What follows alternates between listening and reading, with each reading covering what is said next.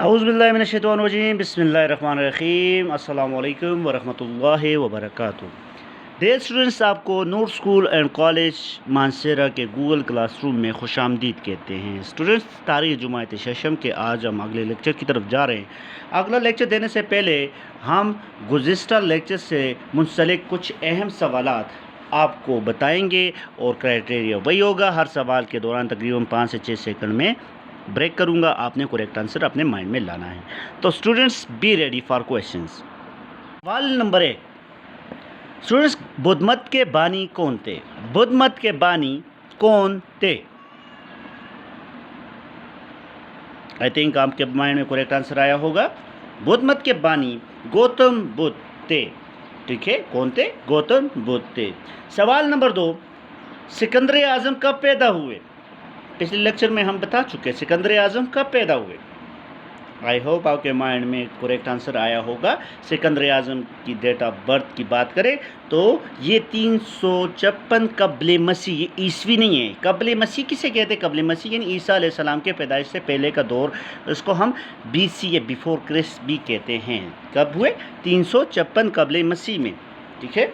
सवाल नंबर 3, पुष्कलावती किस शहर का कदीम नाम है? यानी गंधारा तहजीब के नामों में मैंने बताया था पुष्कलावती। पुष्कलावती किस शहर का कदीम नाम यानी पुराना नाम है? आई थिंक आपके माइंड में करेक्ट आंसर आया होगा। पुष्कलावती जिसका न्यू नेम है चारसदा। क्या है? Charsadda. Charsadda is a new name. ठीक है, ओल्ड नेम इज पुष्कलावती। आखिरी सवाल है स्टूडेंट्स, सिकंदर आजम का ताल्लुक कहाँ से था? सिकंदर आजम का ताल्लुक किस मुल्क से था? तो आई थिंक इसका आंसर भी आपके माइंड में आ चुका होगा। तो सिकंदर आजम का ताल्लुक कदीम यूनान से था। कहाँ से था? यूनान से था। तो स्टूडेंट्स, सिकंदर आजम तो एक बहुत बड़े फातिहीन में से फातिह थे। तो आज के लेक्चर में भी हमने मंदरज़ेल फातिहीन के बारे में बताना है कि सिकंदर आजम के बाद किसने हुकूमत की, फिर कौन आया, मीन के बादशाह जो हुक्मरान जिसने हिंदुस्तान पर हुकूमत की। आज के लेक्चर में जितने भी बादशाहों की बात करेंगे तो उन्होंने बर्र सगीर पाक व हिंद पर हुकूमत की। तो स्टूडेंट, आज के लेक्चर की तरफ जा रहे हैं तो आप बुक्स भी खोलें, साथ में पेंसिल भी अपने हाथ में रखें। जब कि न्यू टर्मिनोलॉजी आए तो उसको आपने अंडरलाइन करना होगा। ठीक है स्टूडेंट, इस चैप्टर के अगले लेक्चर की तरफ जा रहे हैं हम। तो आज के लेक्चर में हम पढ़ने जा रहे हैं मौर्य सल्तनत का क़याम। आज के लेक्चर में सबसे पहले डिस्कस करने जा रहे हैं, क्योंकि हम आज के लेक्चर में हम 3 अहम बादशाहों के बारे में आपको बताने जा रहे हैं। तो इसमें सबसे पहले मौर्य सल्तनत की बात करते हैं। तो स्टूडेंट्स, मौर्य सल्तनत का क़याम कब हुआ? बर्र सगीर पाक व हिंद में। तो स्टूडेंट, यहाँ पे मैंने अहम पॉइंट्स में लिखा है ताकि मैं पॉइंट्स टू पॉइंट्स अपनी कहानी में कहूँगा तो आपको समझ नहीं आएगी। तो मौर्य सल्तनत का क़याम कब हुआ, ये हमारा क्वेश्चन का हिस्सा होगा। तो मौर्य सल्तनत के क़याम की बात करें तो मौर्य ख़ानदान के सरबराह चंद्रगुप्त मौर्य ने बर्र सगीर पाक व हिंद में मौर्य ख़ानदान की हुकूमत कायम की। किसने कायम की? चंद्रगुप्त। चंद्रगुप्त कौन थे? ये जो थे ये राजपूत ख़ानदान से ताल्लुक़ रखने वाले एक शख्स थे जिसने हिंदुस्तान पर हुकूमत की और गुप्त ख़ानदान की बुनियाद बर्र सगीर पाक व हिंद में रखी। स्टूडेंट्स, आपको मैं बताता जाऊं, ये कबले मसीह की बातें हो रही है। ये तकरीबन 305 कबले मसीह की बात है। अच्छा, कबले मसीह तो आपको मैं बता चुका हूँ कि ईसा अलैहिस्सलाम के पैदाइश से पहले के दौर को कबले मसीह कहते हैं। तो स्टूडेंट्स, आगे मौर्य ख़ानदान के बारे में हम जाते हैं कि मौर्य ने 324 कबले मसीह में इक़्तिदार दोबारा हासिल किया। यानी कि पहले भी इनका इक़्तिदार था, जब यूनानी आए तो इसके यूनानियों ने इनकी हुकूमत को ख़त्म कर दिया, जिसमें हम सिकंदर आज़म की बात कर सकते हैं। तो इसने क्या किया? मौर्य सल्तनत का ख़ात्मा किया और तकरीबन 324 कबले मसीह में इक़्तिदार इन्होंने दोबारा हासिल कर लिया। इसके साथ साथ मौर्य ख़ानदान के क़याम के बाद फतूहात पर तवज्जो दी गई। मीन के पूरे बर्र सगीर पाक व हिंद पर मौर्य ख़ानदान की हुकूमत की गर्ज से इन्होंने अपने सल्तनत को वुसअत दी, फैला दिया। मीन के पूरे हिंदुस्तान के तूल व अर्ज़ में मौर्य ख़ानदान ही फैल गई। तो स्टूडेंट्स, मौर्य ख़ानदान के क़याम के बाद फतूहात पर तवज्जो दी गई। किस पे तवज्जो दी गई? फतूहात, ताकि हिंदुस्तान के वसी रकबे पर मौर्य सल्तनत का क़याम हो। اس کے بعد موریہ خاندان کی بات کریں تو مغربی پنجاب میں یونانیوں کو شکست دے کر یہ علاقہ اس سے خارج کروا لیا. یونانی جو کہ سکندر اعظم کے دور میں آئے تھے اور یہاں پر قابض ہو گئے تھے، تو انہوں نے یونانیوں کو شکست دے کر پنجاب سے نکال دیا تھا، ملک بدر کر لیا تھا. اس کے ساتھ ساتھ موریہ نے تقریباً 300 قبل مسیح تک پورے بر صغیر پاک و ہند پر حکمرانی کی. کب؟ یعنی کہ 300 قبل مسیح تک، یعنی کہ اگر بات کریں کب سے 324 قبل مسیح سے لے کے 300 قبل مسیح تک، 300 قبل مسیح یعنی کہ 24 سال کا عرصہ، 24 سال یعنی ہم پیچھے آ رہے ہیں. اچھا، قبل مسیح جو ہم عیسوی کی طرف آ رہے ہیں، پھر اس کے ساتھ ساتھ اگر آگے بادشاہوں کی بات کریں تو ہم عیسوی کی طرف جائیں گے. تو یہ 324 قبل مسیح ہے اور 300 قبل مسیح تک اس نے پورے بر صغیر پاک و ہند پر حکمرانی کی. تو اسٹوڈنٹ ایک پرانے زمانے میں تو حکمرانی یعنی قبضہ کر دیا جاتا تھا، لیکن بعد میں بڑی بات یہ سمجھی جاتی تھی کہ اس پر اپنا قبضہ قائم رکھنا تھا. تو اس غرض سے چندر گپت موریہ کی کچھ اہم خدمات تھے بر صغیر پاک و ہند میں. وہ کیا تھے؟ درج ذیل وجوہات کے بنا پر موریہ دور حکومت کو تاریخ میں اہم مقام حاصل ہے، کیونکہ اس کے دور میں موریہ خاندان کے سربراہ چندر گپت موریہ، اس کو انڈر لائن کرے، یہ ہمارا کویشچن کا حصہ بھی ہوگا کہ چندر گپت موریہ خاندان کے پہلے بادشاہ کا نام کیا تھا؟ تو موریہ خاندان کے پہلے بادشاہ کا نام چندر گپت موریہ تھا.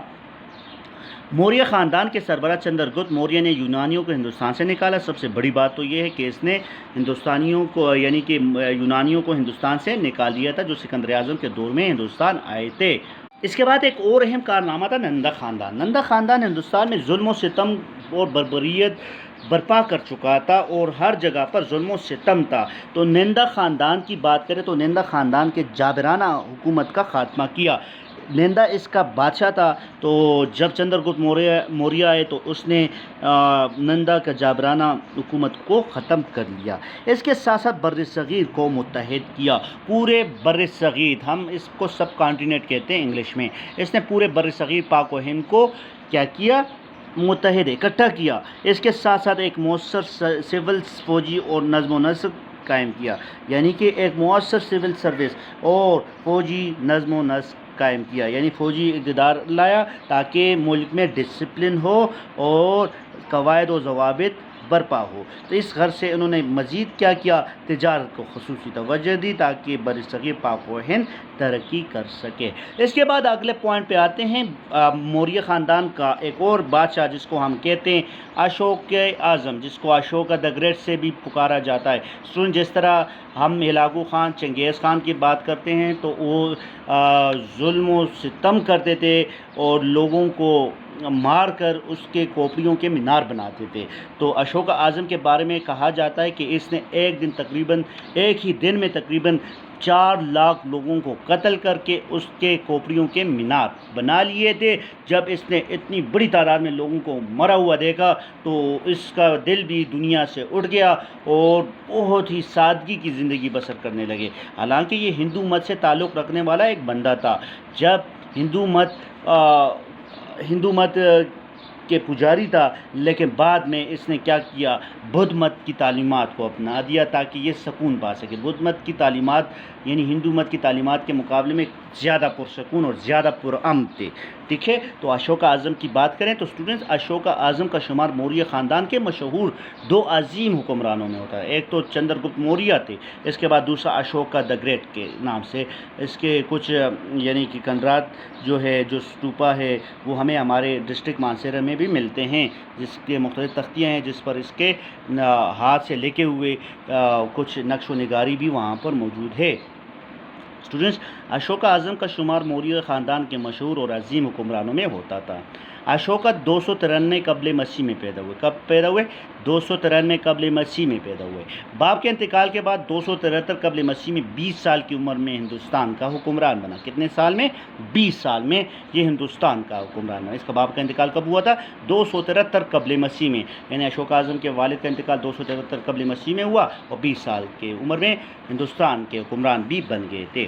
اسٹوڈنٹس اشوکا کی خدمات کی بات کریں تو اشوکا نے انتظامی سہولت کی خاطر ملک کو 5 صوبوں میں تقسیم کیا گیا. مین کے ہندوستان کو بر صغیر پاک و ہند کو اس نے 5 بڑے صوبوں میں تقسیم کیا۔ اس کے لیے انہوں نے کیا کیا؟ اشوک نے پوری زندگی بدھ مت کی ترقی اور بہتری میں صرف کیا۔ حالانکہ میں بتا چکا تھا کہ اشوکا کا مذہبی تعلق یعنی کہ آباء و اجداد کا تعلق جو تھا وہ ہندو مت سے تھا، لیکن بعد میں جب اس نے تقریباً ایک دن میں 4-5 لاکھ لوگوں کو قتل کر لیا اور اس کے کھوپڑیوں کے مینار اس نے جب دیکھ لیے تو دنیا کے کاموں سے اس کا دل بھی اچک گیا۔ جس طرح بدھ مت ہم گوتم بدھ کی بات کریں تو گوتم بدھ نے جب دنیا کی بیزاری دیکھی یعنی کہ ظلم و ستم دیکھا تو اس نے کہا کہ دنیا غم والی جگہ ہے، تو اس وجہ سے انہوں نے کیا کیا؟ اس نے مراقبہ شروع کر لیا۔ تو اسی طرح اشوکا اعظم نے ہندو مت چھوڑ کر بدھ مت کی ترقی اور بہتری میں صرف کرنا شروع کر لیا تھا۔ تو اسٹوڈنٹس یہ آج کے خدمات میں سے 2 خدمات میں نے بتائے آپ کو۔ اس کے بعد اشوکا اعظم 232 قبل مسیح میں انتقال کر گئے۔ یہ ڈیٹ اپنے مائنڈ میں رکھے، 232 قبل مسیح میں انتقال کر گیا، اور اس کے ساتھ ساتھ انتقال کے بعد فوراً موریہ خاندان کا عظیم الشان سلطنت زوال پذیر ہونا شروع ہو گیا۔ موریہ خاندان کے آخری بادشاہ کون تھے؟ اشوکا اعظم۔ اشوکا اعظم کے وفات کے بعد موریہ خاندان جو کہ عظیم الشان سلطنت تھی اس کا خاتمہ ہو گیا اور یہ زوال پذیر ہونے لگی۔ اس کے بعد خاندان کوشان کی بات کریں تو خاندان کوشان چین کا ایک قبیلہ تھا جس کو کوشان بادشاہ کہا جاتا ہے۔ تو یہ بر صغیر پاک و ہند پر آئے اور انہوں نے بھی قبضہ کر لیا۔ تو اسٹوڈنٹس اب ہم آتے ہیں خاندان کوشان کا تعلق کہاں سے تھا۔ بر صغیر کی تاریخ میں کوشان خاندان کو بہت زیادہ اہمیت حاصل ہے، کیونکہ یہ قبیلے کے تعلق کی بات کریں تو یہ قبیلہ شمال مغربی چین میں آباد تھا۔ شمال مغربی چین بہت بڑا اسٹیٹ تھا، ٹھیک ہے، پرانے زمانے کا منگولیا بھی اسی میں آتا تھا، ٹھیک ہے۔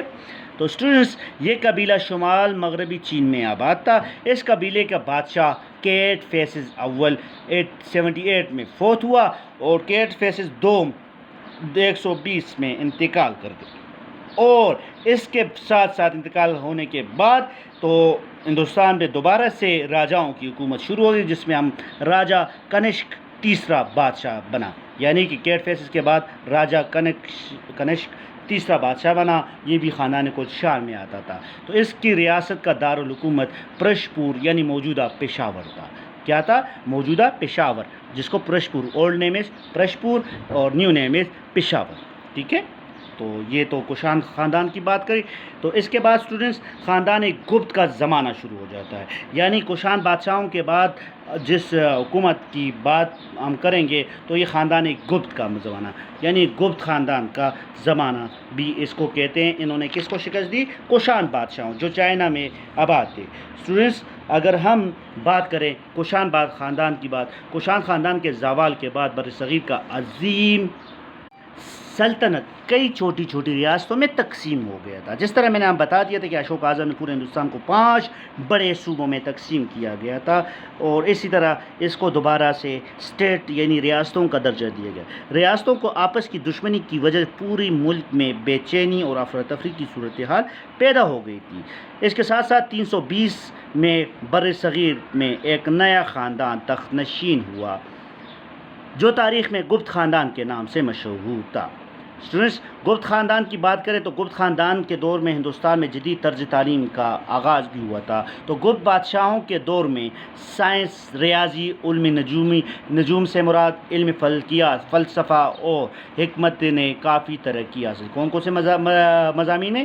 سائنس، ریاضی، علم نجوم، فلسفہ، حکمت نے کافی ترقی حاصل کی۔ اگر ہم گپت دور میں ہندو مت کا حیا، ہندو مت دوبارہ سے ہندوستان میں زندہ ہونے لگا۔ اگر ہم بات کریں تو اشوکا اعظم حالانکہ ہندو مت سے تعلق رکھتے والے بندے تھے، لیکن اس نے اپنی فل توجہ بدھ مت کی تعلیم و اشاعت میں گزاری، ٹھیک ہے۔ اس کے لیے اگر گپت دور کی بات کریں تو اس نے ہندو مت کے حیا کے لیے کون کون سا کام کیا، اس کو زندہ رکھنے کے لیے کون کون سے اقدامات کیے، تو میں نے یہاں پہ امپورٹنٹ 4 پوائنٹس لکھے ہوئے ہیں۔ تو گپت دور میں ہندو مت کا حیا، گپت دور ہندو مت یا برہمن نظام کا حیا کا سنہری دور کا کہلاتا ہے، یعنی پورے ہندوستان میں ہندو مت بڑے تیزی کے ساتھ پھیلنا شروع ہو گیا تھا۔ اگر بات کریں اشوکا کے دور میں بدھ مت ریاستی مذہب بن چکا تھا، یعنی کہ اگر قومی مذہب کی بات کریں جس طرح ہمارے پاکستان کا اسلام ہے تو پورے ہندوستان کا قومی مذہب بدھ مت تھا، تو اس نے اشوک اعظم نے بدھ مذہب پورے ملک کی ریاستی مذہب قرار دیا تھا، تو اس کے لیے گپت دور میں ہندو مت کو ایک بار پھر اہمیت حاصل ہوئی اور حاکموں نے ہندو مت کی سرکاری سرپرستی کی اور سرکاری مذہب کا درجہ دیا، اور اس کے لیے انہوں نے کئی مندر تعمیر کیے گئے اور حاکموں نے خود قربانیوں کا سلسلہ شروع کیا۔ جتنے بھی حاکم تھے انہوں نے قربانیوں کا سلسلہ یعنی کہ اپنے آپ کو قربانی کے لیے پیش کیا۔ تو سنیے، تو آج کا ہمارا لیکچر تھا، اس میں ہم نے مختلف قسم کے حکمرانوں کے بارے میں پڑھا اور ایک کے بعد دوسرا حکمران آیا اور اس نے ہندوستان پر حکومت کی۔ اب ہم نے تمام حکمرانوں کو 1 بائی 1 سم اپ کرنا ہے، ٹھیک ہے؟ ہر حکمران کا سم اپ کے پوائنٹس بھی یہی ہیں، تو جس کو میں ابھی ریپیٹ کرنے جا رہا ہوں۔ سب سے پہلے موریہ خاندان کی بات کریں تو اسٹوڈنٹ موریہ خاندان کا سربراہ چندر گپت موریہ نے برصغیر پاک و ہند میں موریہ خاندان کی حکومت قائم کی۔ موریہ نے 224 قبل مسیح میں اقتدار دوبارہ حاصل کر لیا۔ موریہ خاندان کے قیام کے بعد فتوحات پر توجہ دی گئی۔ مغربی پنجاب میں یونانیوں کو شکست دے کر یہ علاقہ ان سے خالی کروایا گیا اور موریہ نے 300 قبل مسیح تک پورے برصغیر پر حکمرانی کی، ٹھیک ہے؟ اس کے بعد چندر گپت موریہ کی خدمات کی بات کریں، درجہ ذیل وجوہات کی بنا پر موریہ دوری حکومت کی میں تاریخ میں اہم مقام حاصل ہے۔ موریہ خاندان کے سربراہ چندر گپت موریہ نے یونانیوں کو ہندوستان سے نکال باہر کیا۔ اس کے ساتھ ساتھ نندا خاندان کا جابرانہ حکومت کا خاتمہ بھی کیا، برصغیر کو متحد کیا، ایک مؤثر سول اور فوجی نظم و نسق قائم کیا اور ساتھ ساتھ میں تجارت کو خصوصی توجہ دی۔ اس کے بعد اشوکا دی گریٹ کی بات کریں، اشوک اعظم کی بات کریں تو اشوک اعظم کا شمار موریہ خاندان کے مشہور اور عظیم حکمرانوں میں ہوتا ہے۔ اشوک 293 قبل مسیح میں پیدا ہوا، باپ کے انتقال کے بعد 373 قبل مسیح میں 20 سال کی عمر میں ہندوستان کا حکمران بنا۔ اشوکا کی خدمات کی بات کریں تو اشوکا نے انتظامی سہولت کی خاطر ملک کو 5 صوبوں میں تقسیم کیا۔ اشوکا نے پوری زندگی بدھ مت کی ترقی اور بہتری میں صرف کیا۔ اس کے بعد اشوکا کی بات کریں تو اشوک اعظم نے 332 قبل مسیح میں انتقال کر گیا اور انتقال کے بعد فوراً موریہ خاندان کا عظیم الشان سلطنت زوال پذیر ہوئی۔ خاندان کوشان کی بات کریں تو برصغیر کی تاریخ میں کوشان خاندان کو بہت اہمیت حاصل ہے۔ یہ قبیلہ شمالی مغربی چین میں آباد تھا۔